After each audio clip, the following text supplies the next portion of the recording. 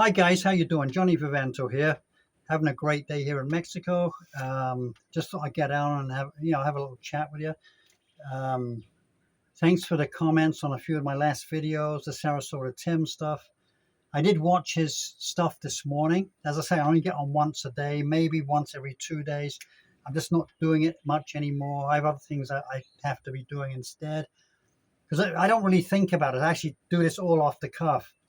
I was watching a few of his things yesterday. I was like, I go, okay, always the same kind of stuff, but I like him. He's fun. And it's kind of, Sarasota Tim.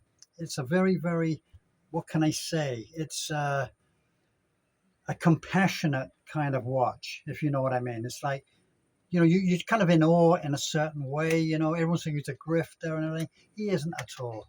He's doing okay, and he's getting views. He's making a little money. He has ads between his stints, and he's doing okay. He's making some money. Somebody commented that he's not getting $5,000 a month or $4,000. I think he is, because I do know somebody who has only 9,000 or 10,000 subscribers now, who's making about $3,000 a month. Okay, I do know somebody in this town. Okay, that they're doing YouTube. They're on the videos. That a lot of it's also in Spanish, but they're making $3,000 a month. Okay, so I think Sarasota Tim is doing more than that. Even these people vehemently say no, he isn't. He's not getting $5,000 a month or $4,000, but I'm pretty sure he is. I think that's what he's making, even maybe a little more than that. And he's done it through hard work, really, because he is editing these videos very well. He's getting through it, everything. He has a good phone. He has some good microphone. He has some good props, and he has a story. My story is that I live in a small apartment. Okay, this is actually my studio. What I use for actually, I have two of them because I have two small apartments. But anyway, so I'm just saying that this is where I live in this nice area. I'm all cameraed, and that's my roof garden up there actually. And how it is now. We got a dusky evening. It's going to storm very, very soon. I would imagine the storm's imminent, judging by the sky. But I live in a nice environment too. I'm not making anything like what Sarasota Tim's making. I'm getting my Social Security. That's about it. I get a few dollars elsewhere, but not much. And we live a nice life, a decent life. I couldn't live in a trailer, I really couldn't. I mean, but he does have an outside. Sarasota Tim has an outside. It's his own yard, which is great. But it's still not cheap. I would say he still spends $1,000 a month on the site where he lives. I would guess he does. I don't know. I mean, I would imagine he does. Where you might get a little apartment for a little bit more than that. So to each his own. He lives nice and self-contained. He's doing okay. What was I going to talk to you about? About moving. I've just done a video, and I put it on this channel. I'm going to put it on this channel, actually. I've just done a video, and I hope you understand it, because it's actually geared to more like British and Australian people and New Zealand people who are going to Thailand and Laos and Vietnam and all this kind of stuff, all these kind of countries. And you see their videos, and they say, oh, we're here, and we're having a great time, and the views are incredible. We're in Pattaya, the beaches are great, the food is awesome, the people are very nice. And I was joking around saying, they're there for the crumpet. Are you kidding me? We all know that. Don't be stupid. And they never mention it, but they're there for the crumpet, for the young ladies that take, the young ladies are all over them because they want their money, basically. And I'm joking around saying they're there for the crumpet, which is a British colloquialism. It's actually Australian too, and New Zealand too. You say the crumpet. South Africans say it as well. It means chicks, the girls. You're there for the crumpet, which of course we know crumpets as a British tea biscuit with butter. You put it on like a tea, what do you call it, muffin. It's kind of like a muffin, and there's little holes in it, and they call it crumpets. Well, the crumpet, in the context I'm using it, is the girls. Okay, and that's what they're there for. You know, I mean, you only have to look at those YouTube videos at night where the old guys walking on with these young, beautiful, thin girls, and they're walking around holding them. You know what it's all about. Get out of here. You think we're idiots? That's what I was trying to say. They're there for the crumpet. Don't give me that crap. They're for the scenery, the food, and the history of. They're not there for that. They're there for the crumpet. We all know that. But I'm not, and I'm here in Mexico. I'm married, you know, but I'm with my wife. We love Mexico. We're having a great time. It's nice and quiet here. Nobody bothers us. We live in a gated place, and to live in this place is not expensive. You know, I tell you something though. An apartment just went underneath. They just moved out today. Actually, the truck's not here. If you look over here, we have a see the security guard. He's right there. We have a security guard on. He's here all the time. So you have 24-hour security. Here you have two security gates. You have a very main security gate. It's a half a mile down the road where you've got to get in to that to get into the complex. And then we have our own gates, which also has a security guard on, but we have a fob so we can open it ourselves to come in and out. That's how security conscious this place is. Plus we have cameras there. I have a camera here. You can see it, right? Yep, see my camera? So that focuses actually on the parking lot. My wife put it up there because she's like one of the administrators of this complex. And we have a security camera just in case something irregular happens. It's very, very rare anything happens, but it does happen from time to time. So I had to tell you about this, about Cambodia, all these countries, Laos, Thailand. They're there for the crumpet, and I made a video, so I hope you watch that video. I'd be really appreciative if you do.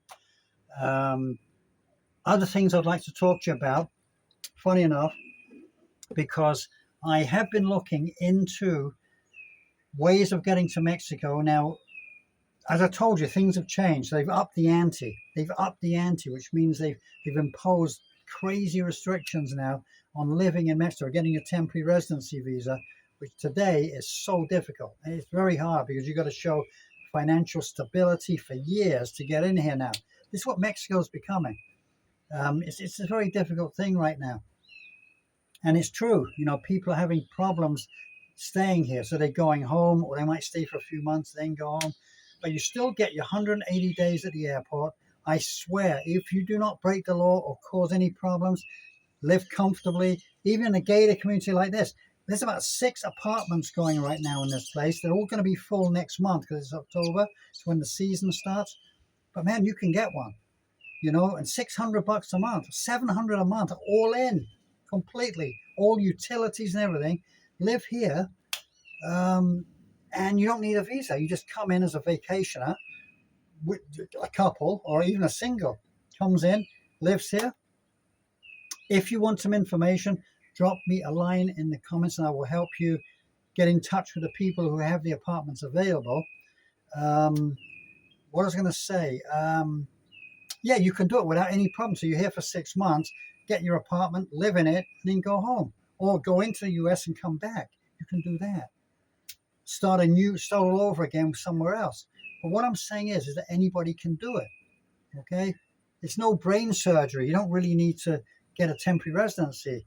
Nobody's ever asked me in many years, can I see your residency card, please? I've never, ever been asked.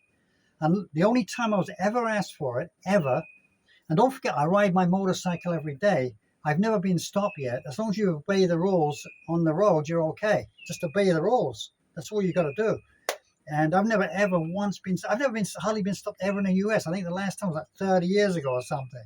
I got stopped doing something stupid. I did a U-turn on a freeway. Okay? I was in a hurry. I said, nobody's around. It's at night. Would you believe? There was a cop on hand, maybe a mile away. And I could see his flasher going like, oh, no.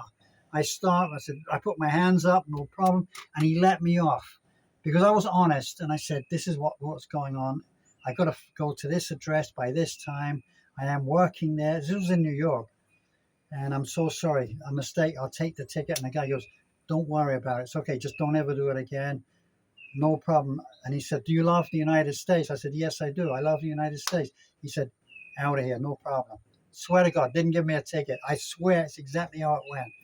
He said, do you love the United? You could hear I had an accent. He said, do you love the United States? I said, yes, I do. And I said, I also love this town, which is Kingston, New York, upstate New York. And believe it or not, he let me off. He just said, you're okay. Just don't do it again. And I said, thank you, officer. And I went. It's all it takes, you know, just to be nice to people sometimes. And they'll be nice to you. I just have to get that out there. But as I say, you do not need the residency. You don't need it.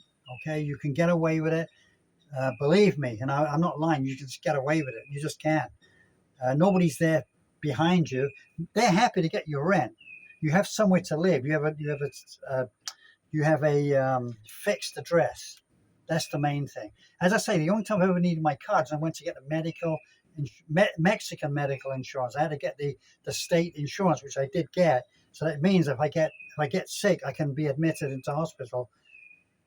Mexican prices, basically, you know, with a small copay. So I got that. Being married to a Mexican, that's a massive plus. But I never had that before. When I arrived in Mexico, I never had legality. Before I was married, I never had legality. I just came. And I lived here for 6 months. I was fine. I went home, you know. But I owned a place, but they don't know I own the place. It wasn't registered as I own it. I didn't go to the airport and say I own this house. I just bought it, you know, and I got all the paperwork done. Basically, that's what happened. Yeah, so, I mean, you can just come in and just live. Believe me. I told you, I know at least 20 people here who do not have legality in Mexico, and they've been living here for 20 years. Sorry, not 20. I said I know people have been living for 20 years, no legality, no papers, no residency, nothing. I know about 6 or 7, I would say, of them. I used to go to a coffee house downtown, and there was always a few Americans there. How you doing? There's a guy with a big beard. Yeah, how you doing? He's probably he was actually nearly 80. He's never, ever had a residency permit. He said, I just go to Tijuana. I go across the border, I come back, I get my 6-month stamp. I've been doing it for 20 years.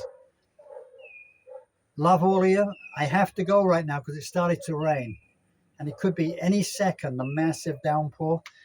But I do love you all, and thank you. And I will post both of these videos tonight. And I hope you enjoyed them. I hope you watched them. And all the best. Love all of you. Bye. And another one tomorrow.